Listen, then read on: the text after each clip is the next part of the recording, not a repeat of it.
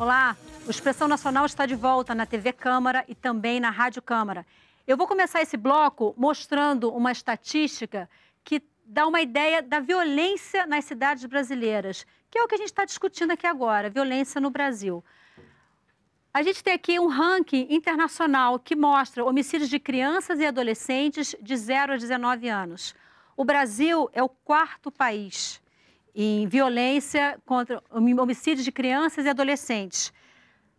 Países que têm a taxa maior que a nossa somente El Salvador, Venezuela e Trindade e Tobago. O Brasil, o único dado que é de 2009 é justamente o nosso. O Brasil, nós temos 13 homicídios para cada 100 mil habitantes, que nos coloca na 4ª posição.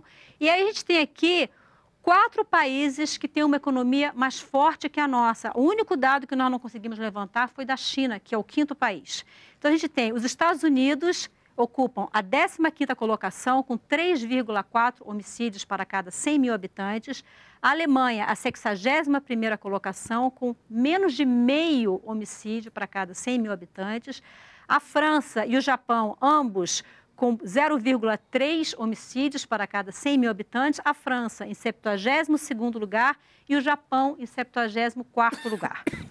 E aí eu tenho uma outra informação, que é um dado levantado recentemente pelo Conselho Nacional do Ministério Público, que mostra homicídios por impulso ou por motivo fútil.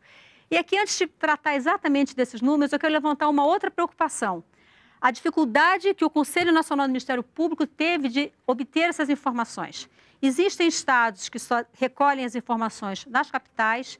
Em alguns estados, as informações eram de 2011, outros de 2012, outras informações consolidadas. A outra dificuldade está no próprio registro feito nas delegacias de polícia, a forma como os crimes são registrados. Existem algumas cidades que a categoria outros supera todas as outras classificações.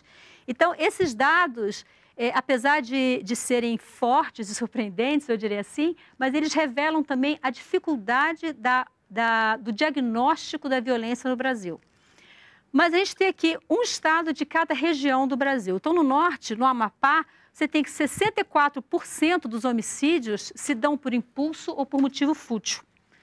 Em Pernambuco, um pouco mais de 50%, dados de 2011. Em Goiás, quase 64%, 63,73%. Em São Paulo, pouco mais de 83% dos homicídios se devem a motivos fúteis ou homicídios por impulso. Em Santa Catarina, tem dados de 2011, 74,46%, que sobe em 2012 para 82,13%. A classificação de impulso ou motivo fútil é muito larga, mas aqui você tem brigas entre vizinhos, discussões no trânsito, alguns problemas no campo, discussões entre proprietários de terras, agressões familiares, agressões que estão de homens contra mulheres, previsto na Lei Maria da Penha, e todos esses homicídios são homicídios classificados como dolosos, em que houve a intenção de matar. Então, eu quero começar esse segundo bloco ouvindo o Alexandre Siconello, assessor político do INESC, e que também é conselheiro do Ministério da Justiça, do Conselho Nacional de Segurança Pública. Dá para pensar em políticas públicas, que foi tão falado aqui, em políticas públicas com informações tão desencontradas, e é possível pensar em inteligência e em estratégia sem um bom diagnóstico? Impossível. Na verdade, quando a gente pensa numa elaboração de uma política pública, a gente precisa ter um diagnóstico da situação, né? No caso da segurança. Quem está morrendo, aonde está morrendo. Esses dados que você mostra, por exemplo, de crianças e adolescentes, se a gente desagrega esses dados, a gente tem que... O número de jovens, crianças e adolescentes negros que têm morrido nesse país são muito mais superiores do que o de jovens brancos. E se a gente pega nos últimos anos também, é o aumento do homicídio de jovens, crianças e adolescentes negras e uma diminuição de jovens e crianças brancas. Então, esse é um dado que a gente tem. Para você ter uma ideia, os dados de homicídio, a gente tem hoje dados de homicídio no país através do Ministério da Saúde. Tem a parte quando você tem um cadáver, que você tem que fazer um atestado de óbito. O Ministério da Saúde tem um banco de dados que pega aquela informação e é por isso que a gente sabe se o homicídio está crescendo ou diminuindo, se é uma pessoa branca, uma pessoa negra, um homem ou uma mulher que está morrendo. Porque os órgãos de segurança pública não estão conseguindo produzir essa informação. A Polícia Militar produz uma certa informação, a Polícia Civil, a Polícia Federal, você não consegue uma unificação desses dados. E sem dado não tem como você trabalhar com inteligência. Saber quem está morrendo, por que está morrendo. Esses últimos dados que você mostrou sobre o motivo fútil no homicídio, provavelmente são homicídios que são julgados, o Ministério Público consegue um tipo de investigação. A gente tem hoje no país, mais de 90% dos homicídios não são investigados. Ou são investigados e não há nenhuma conclusão, não chegam a ser processados na justiça. Então, a impunidade que nós temos hoje no país também é alimentada por a falta desses dados, que alimenta a falta de uma investigação, o uso da inteligência, e que a consequência disso é que hoje você tem uma licença para matar no país. Porque a impunidade é tão grande que mais de 90% dos homicídios não são esclarecidos. Professor Nelson Gonçalves, a economia do Brasil cresceu, isso é inegável, hoje a gente é a sexta maior economia do planeta. A política de transferência de renda, por Bolsa Família e outros programas sociais também cresceu muito. E por que esses números de violência continuam em patamares tão elevados? Ok. Marcelo, eu gostaria só de voltar um minuto a coisas que foram ditas para chegar nisso daí. Eu acho que primeiro nós estamos vivendo há algum tempo, eu falava no intervalo com o deputado Rodrigo, um sério problema de gestão da segurança pública. Isso foi até anunciado pelo deputado Nandib. Nós temos que primeiro pensar como é que nós podemos fazer uma gestão mais efetiva da segurança pública nesse país. Isso é a primeira coisa. Eu discordo do deputado quando ele diz que nós gastamos pouco e mal. Não, acho que nós gastamos muito e mal na segurança pública. Acho que a gente precisa... e a prova disso é que nós temos experiências no mundo inteiro com resultados extremamente exitosos, com muito menor quantidade de recursos que nós temos disponível aqui no Brasil. Eu vou lhe dar um exemplo, a partir dos dados que você colocou.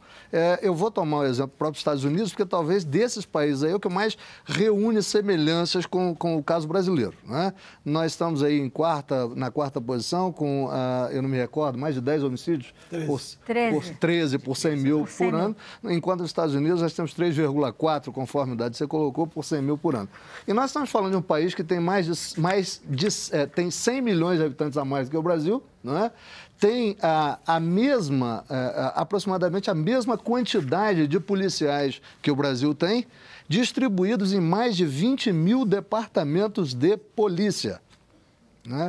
E nós temos 54 polícias no Brasil e não conseguimos produzir, do ponto de vista das organizações policiais, os mesmos resultados que eles têm produzido lá, ao ponto de chegarem a 3,4 por 100 mil por ano.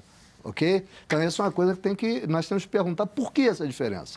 E aí eu entendo que nós estamos pecando em relação à questão mais uma vez, as políticas públicas.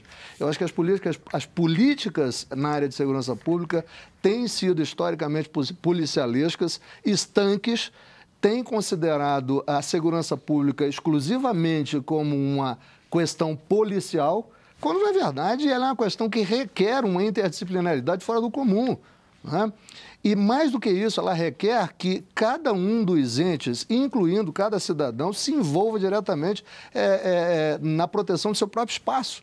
Falávamos agora há pouco também no intervalo da criação de espaços seguros. A criação de espaços seguros é algo que deve acontecer a partir do município, a partir da mobilização das comunidades. Não adianta nós fecharmos as fronteiras brasileiras às armas e às drogas se os nossos municípios não estiverem preparados para cuidarem de si mesmos. Então, é preciso que essas políticas sejam integradas, inclusivas e responsabilizando a todos e cada um que tem responsabilidade nesse papel. Deputado Rodrigo Betlin, nós recebemos aqui algumas perguntas que vieram pelo 0800. A primeira pergunta é o seguinte: quando o Estado não consegue resolver o problema da segurança, deveria fazer uma proposta que a sociedade possa opinar sobre o assunto para assim tentar encontrar uma solução para o problema. Está dentro da linha do que o professor falou há pouco. E aí eu vou passar mais duas para o senhor opinar e responder. Essa primeira vem de Egídio Balarotti, de Minas Gerais. Ele é de Astorga, Minas Gerais. Depois a gente tem aqui de Luciano Benedito Davi. Ele diz, com o fim da circulação de cédulas de papel, haverá uma imediata queda nos índices de violência em crime geral em todo o território nacional, como roubos a caixas eletrônicos. Você acha que isso é possível? E, por fim, ele dá uma outra sugestão para o Congresso Nacional, que vem de Silvério Aureliano. Ele é de Franco da Rocha, São Paulo. Ele diz, quando a violência em São Paulo, o que não é privilégio só de São Paulo e sim de todo o país, tudo é graças aos demagogos parlamentares que não endurecem as leis do Código Penal. Será que na hora deles fazerem isto, os mesmos pensam nos filhos e netos? Parece de alguma coisa eles têm medo. O que posso dizer é que as polícias não têm culpa nisto. Olha, eu vou começar pelo final. Eu acho que o nosso problema não é as leis serem mais duras ou menos duras, né?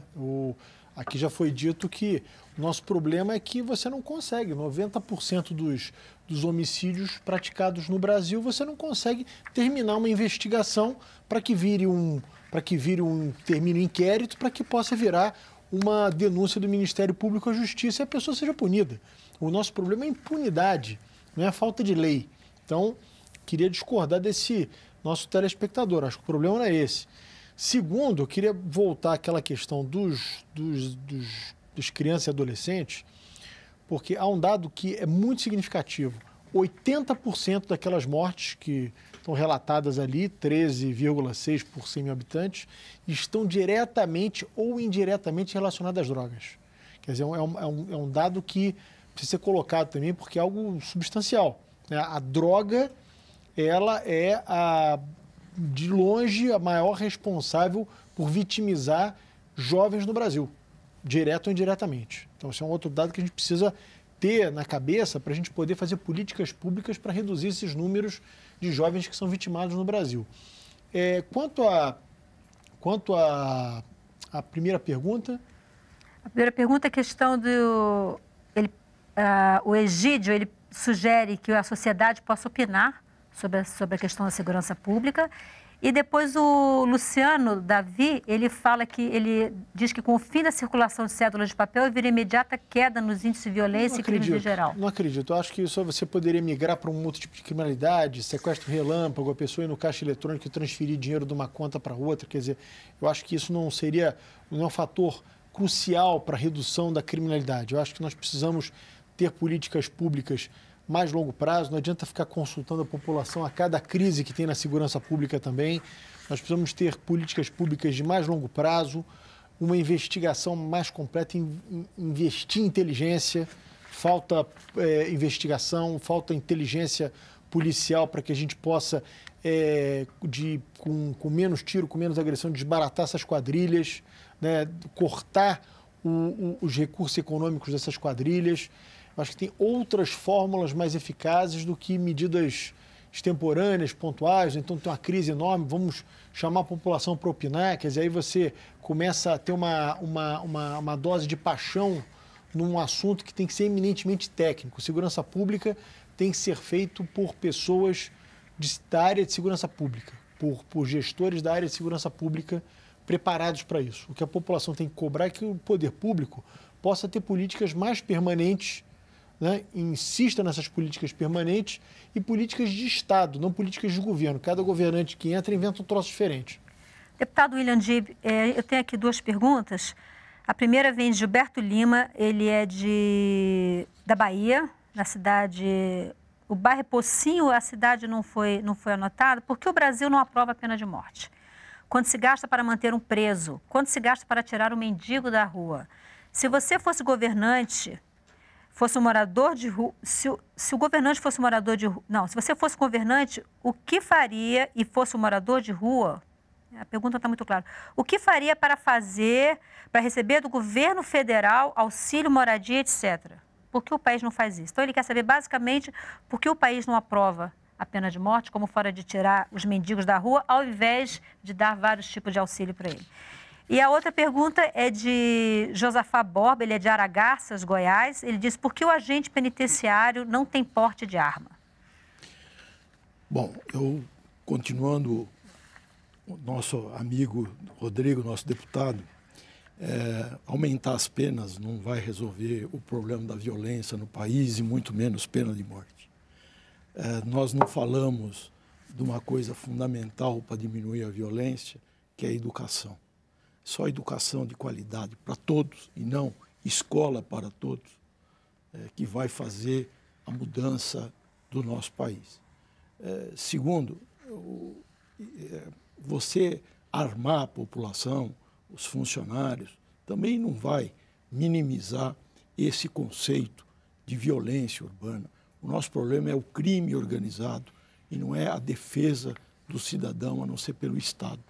Nós temos que instrumentalizar o Estado. Partindo da ideia do professor Nelson, da ocupação dos espaços, que é dever dos municípios, a gente está chegando a um momento que a população pede para excluir uma praça. Os urbanistas inventam as praças verdes com banco e a população hoje pede para fechar a praça, porque lá é ponto de droga, é de distribuição de droga e de violência. Nós precisamos ter respostas, né? E a resposta é o governo federal fazer a sua parte, os municípios e os estados fazerem a parte deles, investindo em educação, em prevenção, porque senão nós não vamos ter uma sociedade melhor. Nós vamos ter os nossos jovens recrutados pela violência, pela droga, porque nós, governantes, não temos uma política específica para a nossa juventude. Deputado, já que o senhor está falando de juventude, chegou mais uma pergunta aqui para o senhor, é de Adenilson Martins Fagundes, ele é de Matão, São Paulo. Ele pergunta, por que não votam logo essa lei para mudar o Código Penal, para punir o menor acima de 16 anos e os coloquem para cumprir penas acima de 6 anos ao invés de 3? Na opinião dele, assim melhoraria um pouco a criminalidade. Olha, eu respeito a opinião de todos, mas eu queria dar um exemplo do Chile. O Chile, há mais de 20 anos, fez um Ministério da Juventude. Nós não temos políticas para jovens. O Exército cada vez chama menos jovens para fazerem seu serviço militar e os jovens de hoje não têm capacitação para o primeiro emprego, não têm perspectiva de uma educação de qualidade, não conseguem se preparar. Enquanto o crime organizado os convoca com rentabilidade. Nós precisamos ter uma resposta à juventude do nosso país para a gente sair daqueles 13 jovens que morrem antes dos 19 anos para cada 100 mil. Né? Para a gente sair disso, só um projeto de governo, né, de Estado, como o deputado Rodrigo lembra, para a gente poder substituir perenemente a violência nesse país. Agora, sem educação... Nosso tempo está bem exíguo. Alexandre, eu tenho aqui 2 perguntas para você. A primeira vem de Zenaide Gonçalves de Assis, do Rio de Janeiro. Ela diz, existe algum projeto de segurança que favoreça os militares, os chamados homens da segurança pública? E por que não é pago seguro ao policial que sofre violência fora do seu horário de trabalho? E também um soldado, ele se chama Silvano Moraes, ele é da Paraíba, e ele diz, o grande problema da segurança pública no Brasil, um deles está na gênese da formação do policial militar. Ou seja, em pleno século XXI, a prática da formação do PM ainda é medieval. E a falta de respeito dos deputados com a PEC 300. Acho que ele coloca 2 questões muito importantes. Eu acho que o Brasil passou, né, de um regime militar para o regime civil e você não teve uma reforma estruturante das suas forças policiais, né, tanto na formação como também na estrutura da polícia militar, que continua ainda com práticas de execuções sumárias e práticas de tortura. O que acontece é que o policial militar, principalmente, ele não é formado para agir e atuar em favor da cidadania, né? Segue muito mais um comando militar e fica um pouco à disposição, por exemplo, do comando militar e de uma ideia que não é você ser voltado para a cidadania, para proteger o cidadão. Muitas vezes, por exemplo, o policial militar ele é usado para criminalizar a pobreza e para criminalizar comunidades carentes. Então, assim, a formação ela é essencial, uma formação de valores humanos, de respeito, de educação, e não é isso que a gente vê. Com relação à valorização do profissional, que tem a ver com melhores salários, né, um apoio psicológico, que também isso não existe, principalmente no policial militar, que tem uma função mais ostensiva no policiamento e num enfrentamento maior com a criminalidade. Você teve algumas medidas, né, no caso da Bolsa Formação, que foi uma bolsa de uma política nacional que é o PRONASSE, que daria um complemento salarial para esse policial. Você tem muitas reivindicações de aumento salarial. Muitas vezes você tem... O policial militar não pode fazer greve, por exemplo, né, porque você está dentro das forças militares. Então, ele não tem também canais de colocar a sua insatisfação de uma forma mais democrática, como outras categorias de servidores públicos. Então, a gente tem um problema que tem a ver com a valorização profissional, que não é só salário, que não está sendo enfrentado devidamente pelos nossos gestores públicos. Ok. Senhores, o nosso tempo está praticamente esgotado. Professor Nelson Gustavo, gostaria que o senhor respondesse rapidamente uma pergunta que tem a ver com o que foi falado agora. O Pedro Paulo de Planaltina, Distrito Federal, ele diz: até que ponto a remuneração dos servidores é determinante para a segurança pública, já que no Distrito Federal os servidores têm um salário maior, enquanto os índices de violência são muito altos? Rapidinho, por favor. Na verdade, eu acho que o salário não é determinante para nenhuma categoria. Isso aí, a própria administração vem estudando essa questão há muito tempo. Nós temos, o salário é um dos componentes para o grau de satisfação que qualquer funcionário, qualquer categoria possa ter. No caso dos policiais, eu acredito que nós temos aí um problema mais sério. Na verdade, a Constituição de 88, ela criou no seu artigo 144 quer dizer, ela definiu quem são os órgãos policiais, também definiu que os policiais militares passassem a ser militares estaduais, dando aí talvez uma condição até privilegiada dentro da Constituição para esses indivíduos, mas ela não os tratou a partir daí como deveria. Tanto é que a legislação que rege, que estrutura as organizações policiais é da década de 60. Com muito poucas modificações. Então, na verdade, acho que, além de salário, existe todo um conjunto de outras medidas que devem ser adotadas de valorização. E aí, nesse ponto, até para finalizar, eu gostaria de dizer o seguinte: principalmente no caso que está acontecendo em São Paulo hoje, é a percepção do policial de que ele não, particularmente o policial militar, de que ele não é valorizado pela sociedade a qual ele tem a missão de proteger. Então, ele está em busca de um reconhecimento maior e esse reconhecimento não se dará somente pelo salário. É importante, mas não é determinante. Ok. Senhores, muito obrigada. Infelizmente, o nosso tempo terminou. Eu gostaria de agradecer a audiência de você que acompanhou o nosso programa, que participou. Infelizmente, nem todas as perguntas puderam ser respondidas. A gente vai passar para os nossos convidados. E eu quero, antes de terminar esse programa, apresentar um vídeo da campanha Conte Até 10. A campanha Conte Até 10 foi desenvolvida pelo Conselho Nacional do Ministério Público, em parceria com o Conselho Nacional de Justiça e o Ministério da Justiça.